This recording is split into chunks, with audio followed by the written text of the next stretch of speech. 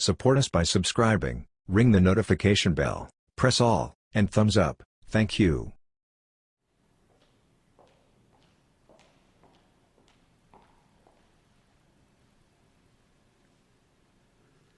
Hello, folks. Thanks for coming over. Good afternoon, everyone. Earlier this week, I spoke with President Putin of Russia about the nature of our relationship, the relationship between our two countries. And I was candid, respectful. The conversation was candid and respectful. Two great powers with significant responsibility for global stability. And President Putin and I have had a significant responsibility to steward that relationship. I take that responsibility very seriously, as I'm sure he does. Russia and Americans are both proud and patriotic people. And I believe the Russian people, like the American people, are invested in a peaceful and secure future of our world. During the campaign for the presidency, I was unequivocal that if I was elected president, I'd respond to any attempt to influence our elections, the last election, and because elections are sacred. They're sovereign undertakings, and they're an expression of the will of the American people. And we cannot allow a foreign power to interfere in our democratic process with impunity. And I told them if it turned out that as I thought, that there was engagement in our elections, that I'd respond. Later, during the transition, as we learned more about the SolarWinds cyber intrusion, I made clear that I would respond once we determined who had, in fact, conducted a hack on the scope and scale that occurred. When President Putin called me in January after I was sworn in to congratulate me, I told him that my administration would be looking very carefully, now that we had access to all the data, at the issues to assess Russia's role and then determine what response we would make. When we spoke again this week, I told him that we would shortly be responding in a measured and a proportionate way because we had concluded that they had interfered in the election and SolarWinds was totally out of the inappropriate. Today, I've approved several steps, including expulsion of several Russian officials as a consequence of their actions. I've also signed an executive order authorizing new measures, including sanctions to address specific harmful actions that Russia has taken against U.S. interests.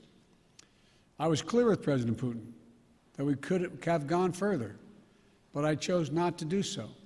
I chose to be proportionate. The United States is not looking to kick off a cycle of escalation and conflict with Russia. We want a stable, predictable relationship. If Russia continues to interfere with our democracy, I'm prepared to take further actions to respond.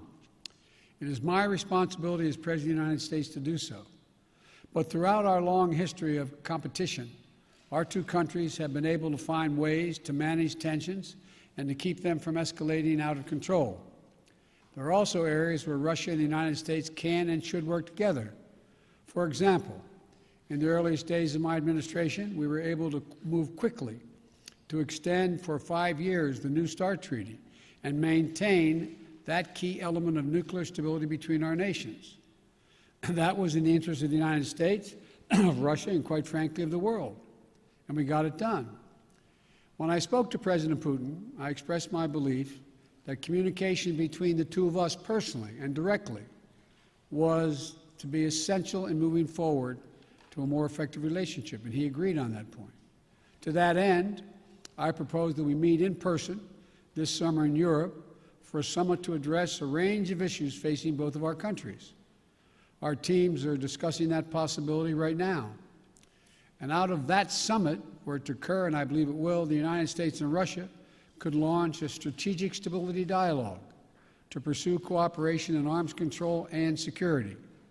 We can address critical global challenges that require Russia and the United States to work together, including reining in nuclear threats from Iran and North Korea, ending this pandemic globally, and meeting the existential crisis of climate change. I also made clear to President Putin that the United States is unwavering in our support of our allies and partners in Europe.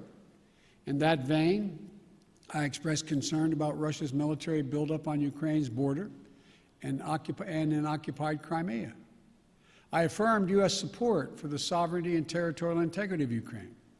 and I strongly urged him to refrain from any military action. Now is the time to de-escalate. The way forward is through thoughtful dialogue and diplomatic process. The U.S. is prepared to continue constructively to move toward that process. My bottom line is this: where there's an interest in the United States to work with Russia, we should and we will. Where Russia seeks to violate the interests of the United States, we will respond. We'll always stand in defense of our country, our institutions, our people, and our allies. Thank you very much for your time. Mr. President, did President Putin give you any indication in that call that he is willing to change his behavior? We indicated we would talk about it. I laid out, as I said, very simply. I said during the campaign, I said when he called to congratulate me on being elected, I said subsequent to that, this last conversation, that if it turned out that he was engaged in the activities that he'd been accused of in cybersecurity and solar winds and interfering in our elections, that I would respond in kind. I urged him to respond appropriately, not to exceed it, because we can move as well. My hope and expectation is we'll be able to work out a modus vivendi, but it's important that we have direct talks and that we continue to be in contact with one another. Thank you. Mr. President, do you expect to have a summit? Pardon me? Why not Nord Stream? Why didn't you keep going with the sanctions on Nord Stream 2, Mr. President? Nord Stream 2 is a complicated issue affecting our allies in Europe. I've been opposed to Nord Stream 2 for a long time, from the beginning, even when I was out of office, and even before office, before I left office as vice president. But that still is an issue that is in play. Thank you very much.